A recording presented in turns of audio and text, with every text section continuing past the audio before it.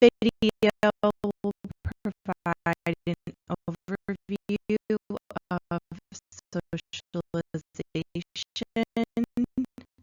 with a focus on childhood.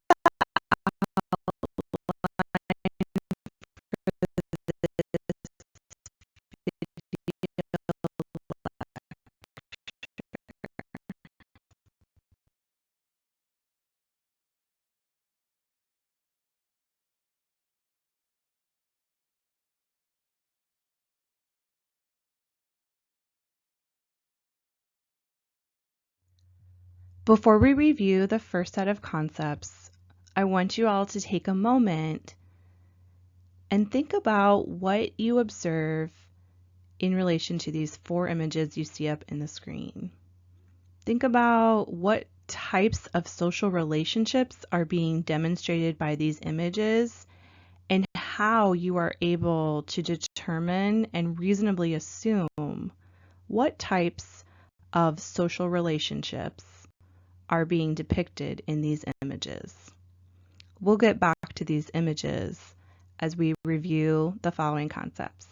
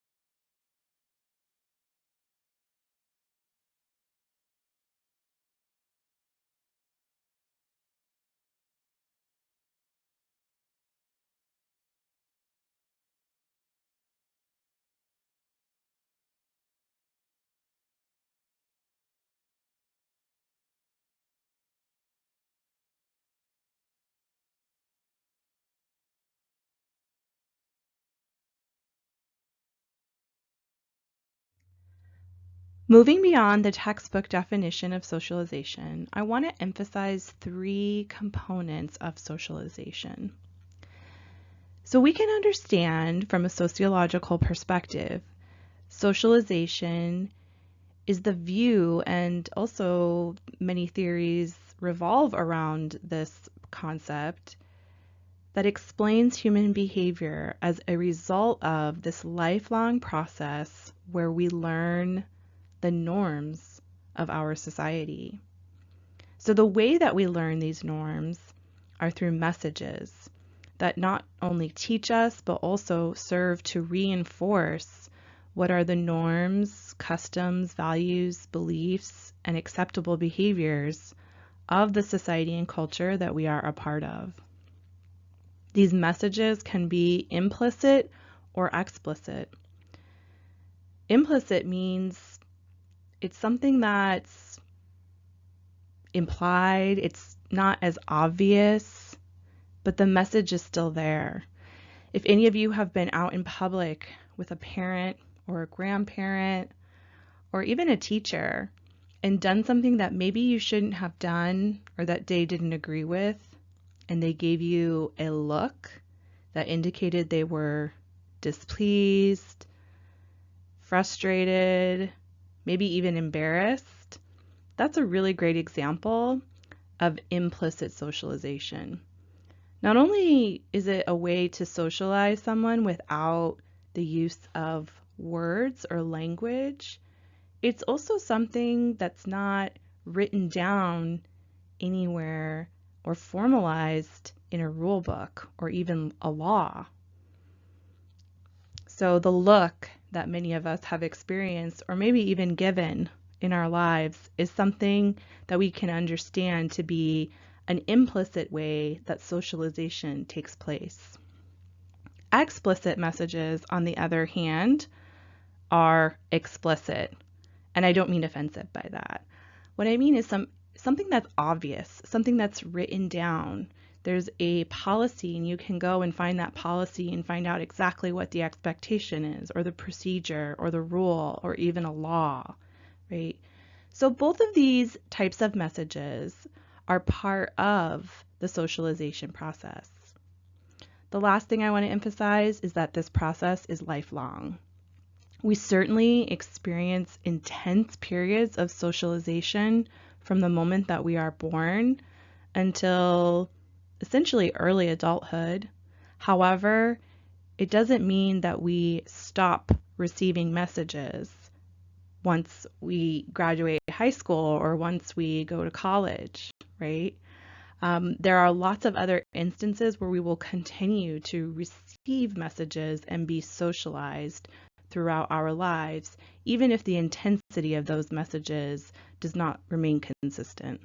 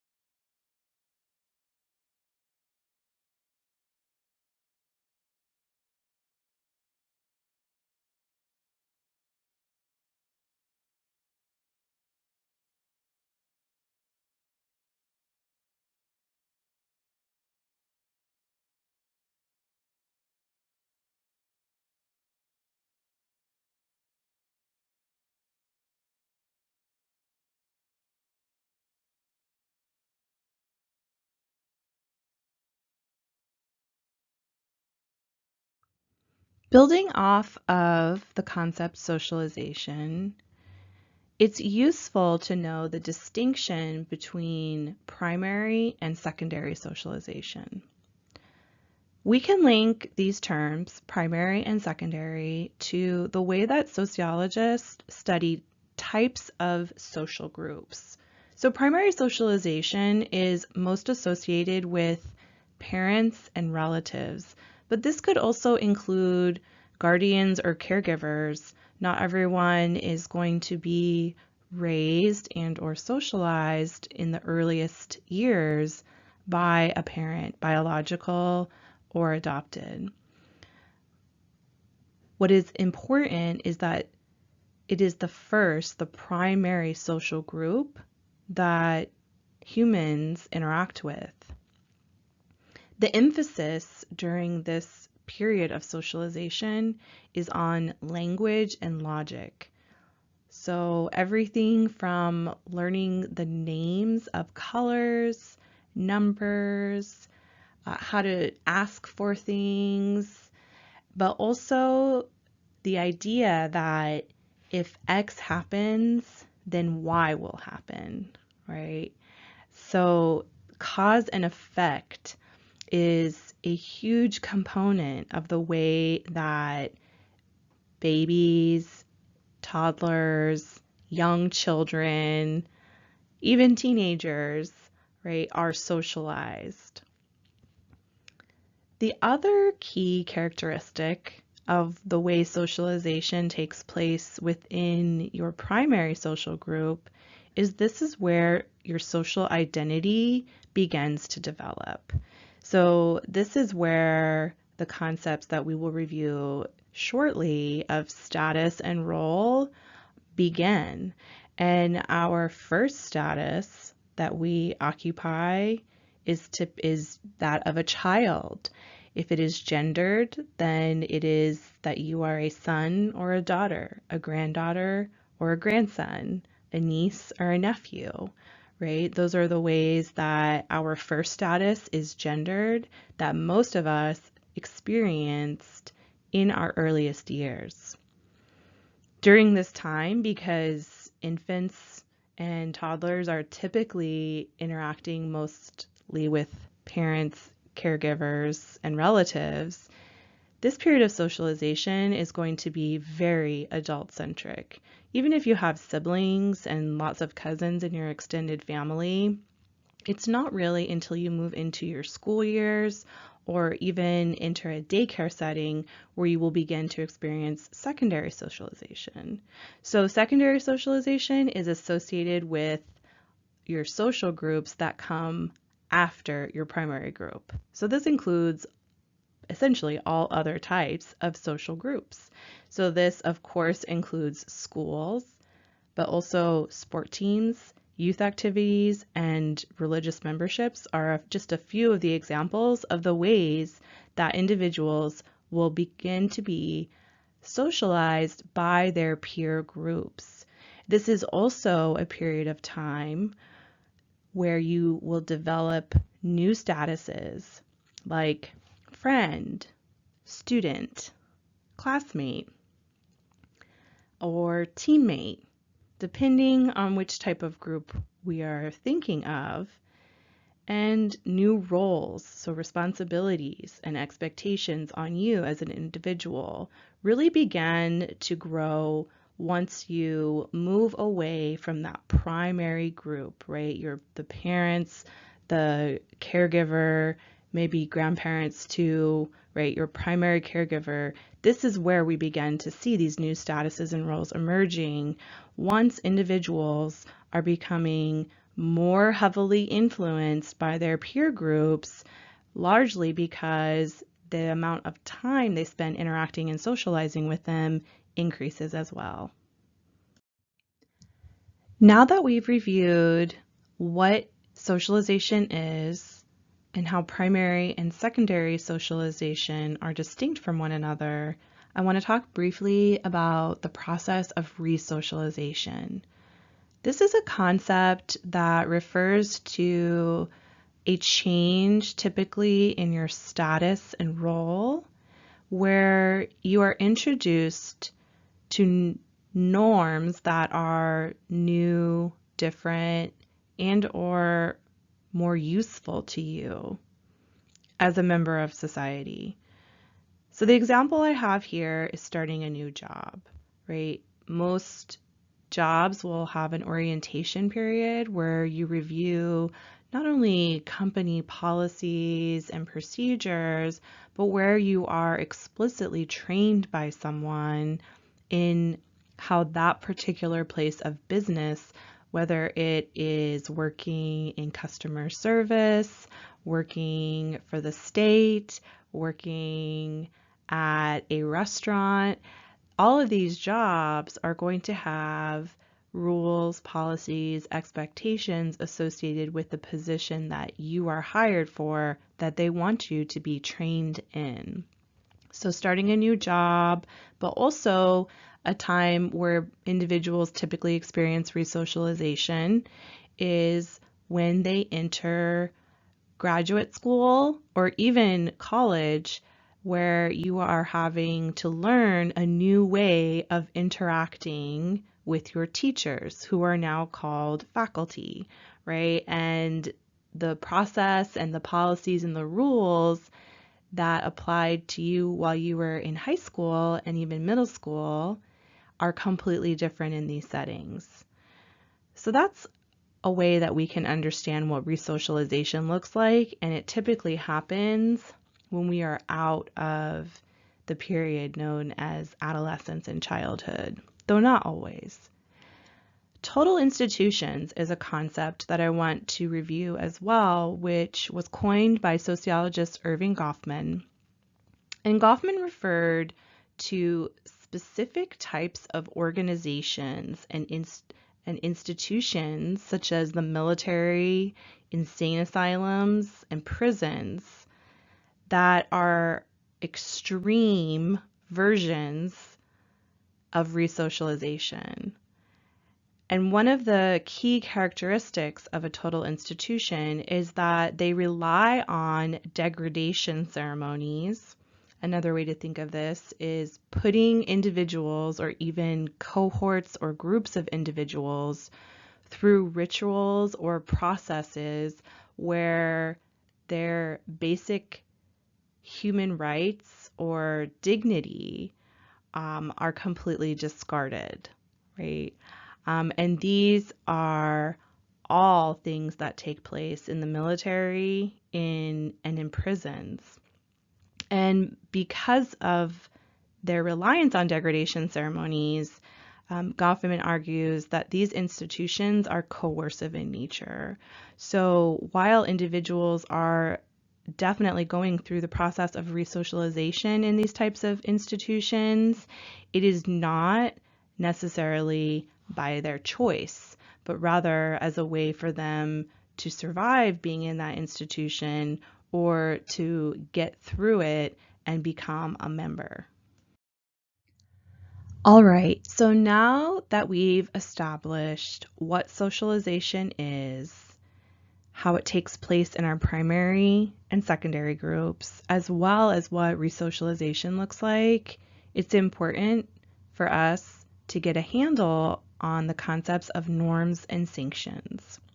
The way I like to think of norms as sanctions is that they work together and that they are both necessary for socialization to exist and take place. There are two images up on the screen, one that we are all familiar with if we've ever driven before, which is a speed limit sign with the posted speed of 35 miles. The next image is fairly specific to Hawaii and or communities and cultures that have backgrounds in Asia, the Middle East, and even South America. And that is taking your shoes off before you go inside. So I want to talk about these two examples as a way to illustrate that there are formal norms and informal norms.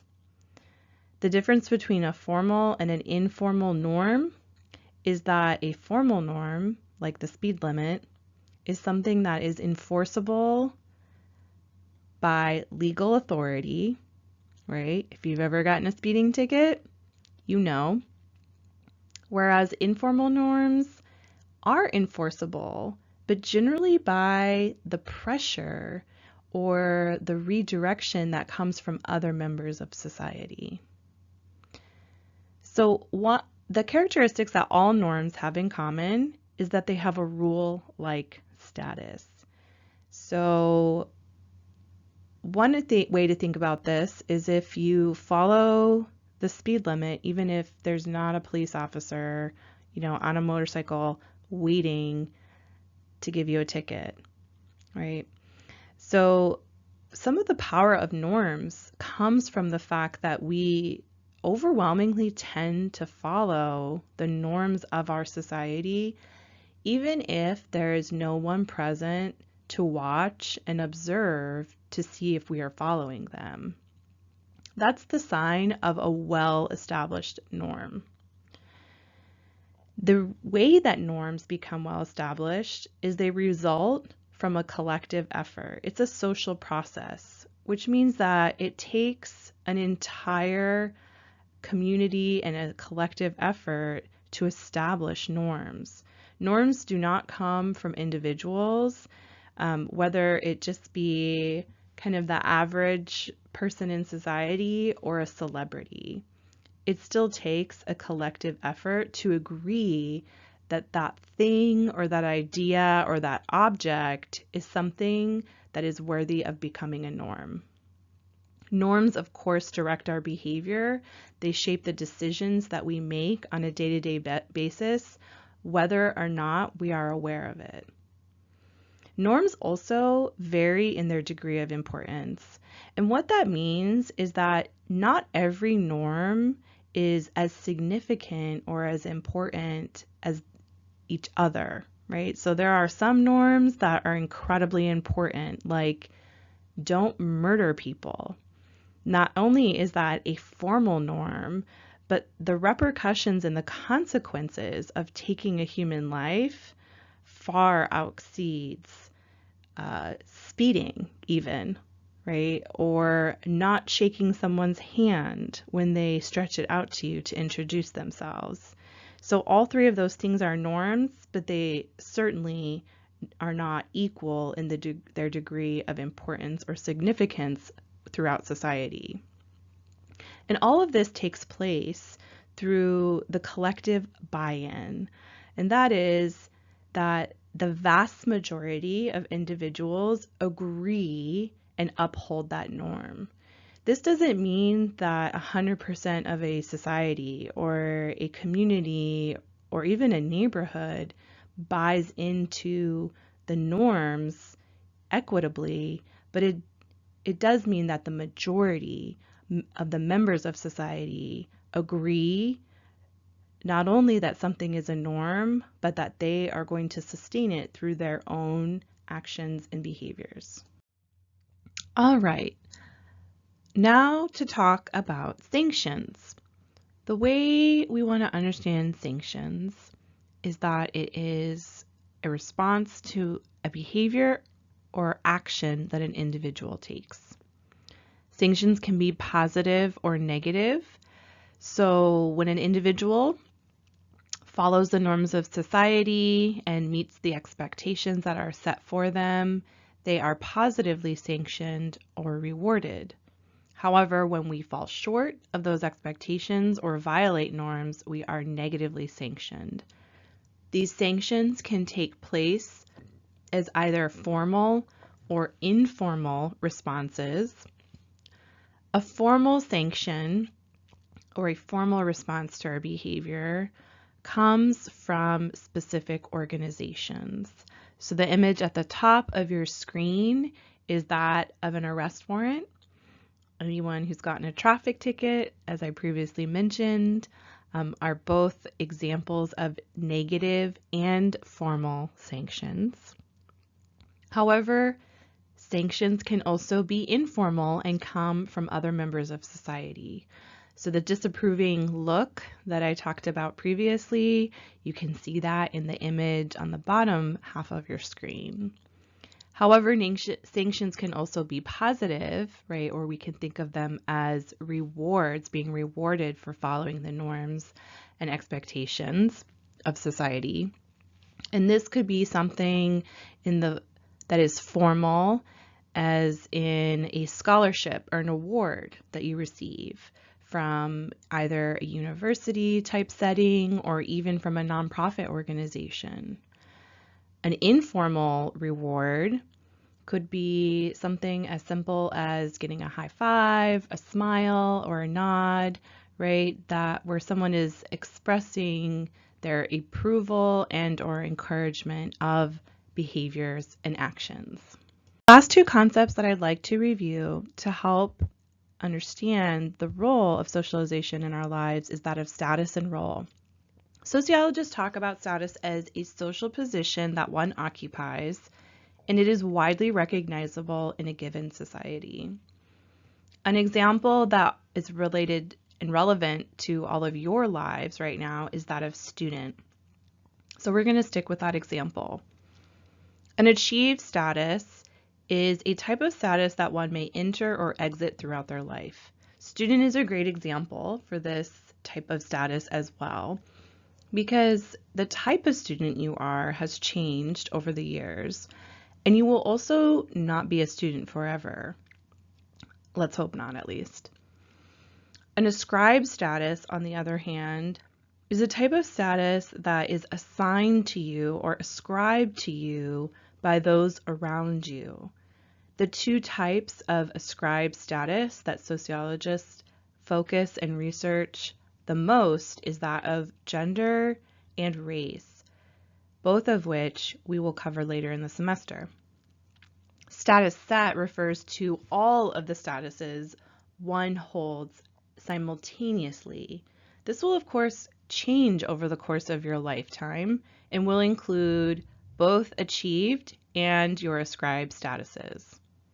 Master status is the one status within your status set that overrides or stands out above the other statuses. Role is defined as the set of expectations and guidelines for a given status. One way to think about this is to imagine that every status you occupy, student, son, daughter, auntie, uncle, employee, friend, etc., has its own set of expectations, both formal and informal. Role strain is when there are too many expectations within a single role. A great example of role strain, sticking with the status of student, is during midterms or maybe several other points in the semester. If you have too many demands placed on you, you are going to experience role strain. Role conflict, on the other hand, is when there are competing demands between two or more roles that pertain to different statuses.